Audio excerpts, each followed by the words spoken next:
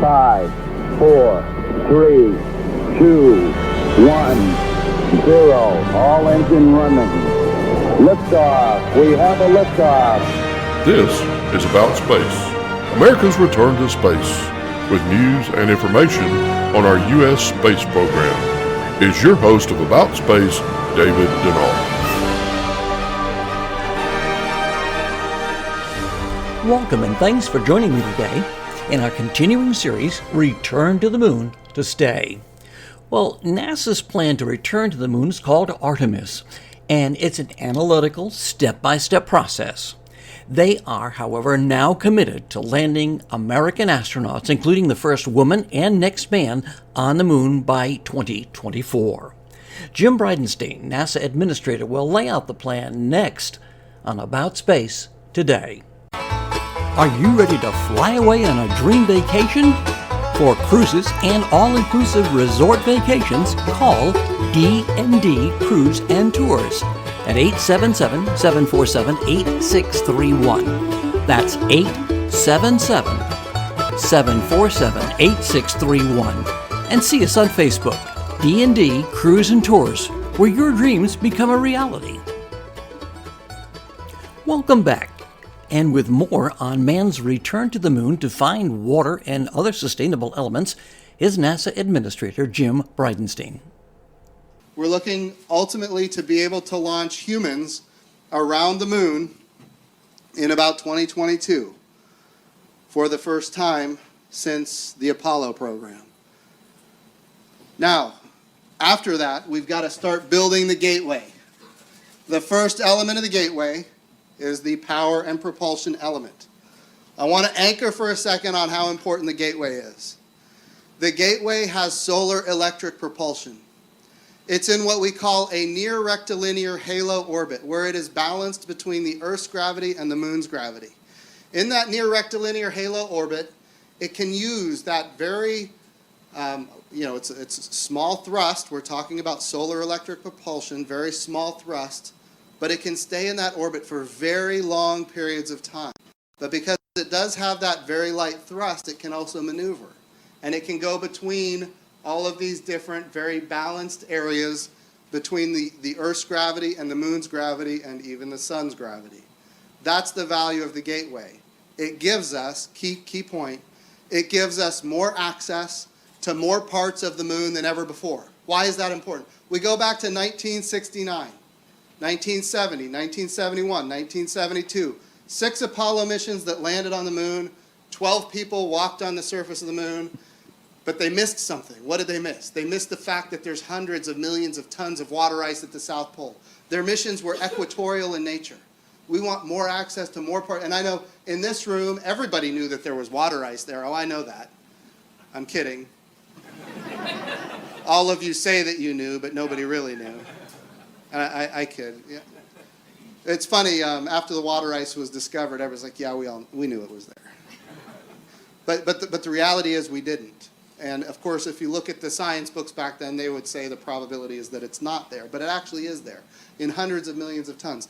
So we want more access to more parts of the moon because there's a lot of science that we can do. Why do we go to the moon? We need this science. We need to learn about this world that is part of the Earth-Moon system. And what the gateway gives us is more access to more parts of the moon, and that access is not just with landers. Again, it's with robots and rovers and landers and even human landers. Think of it as a command module, a permanent command module in orbit around the moon that can ultimately control these missions on the surface. And one of the primary objectives of returning to the moon is that we'll learn how to live and operate on the surface of another celestial body where astronauts are just 3 days from home. Artemis 3 will be the first attempt to have new footsteps on the lunar surface. With more is NASA Administrator Jim Bridenstein. So by Artemis 3, we will, no kidding, send our astronauts to the gateway where they will transfer into a landing system and go down to the surface of the moon. We are purchasing that landing system also in a way that's never been done before. We're going to buy it as a service. NASA is not going to purchase, own, and operate the hardware. We're not going to write thousands and thousands of requirements. We're saying, who can we buy the service from? Our goal is to say, we have an astronaut at Gateway. We want to buy a service. Get them to the surface, get her to the surface, and get them back to the Gateway. Who can do that? Because that's what we're buying. We're not owning the hardware, we're buying the service. And that will be on Artemis 3 in the year 2024. In the meantime, you can see the surface of the moon down here. We're going Earth to the moon. The swoosh takes us to the moon. In the meantime, we have these different robotic missions on the south pole of the moon, operated under a new system that we call CLPS, the Commercial Lunar Payload Services. We are testing again our new model of acquisitions. What am I talking about? I'm talking about, we're talking about small payloads, 15 pounds, 20 pounds, to the surface of the moon, science payloads, science instruments, maybe some rover capability, but we're buying this as a service to the surface of the moon as early as next year. So NASA has the instruments, we're ready to go, and we've identified contractors, 9 of them, that have the ability to get us to the surface of the moon. Eventually we're going to have larger scale landers, and then humans on the moon for the first time in the 21st century in the year 2024. NASA Administrator Jim Bridenstein. The Artemis program will use innovative and new technologies and systems to explore more of the moon than ever before. And stand by for my special announcement. 50 years ago, we pioneered a path to the moon. The trail we blazed cut through the fictions of science and showed us all what was possible. It's very pretty out here. We're going. We are going. We are going. We're going. Are you going?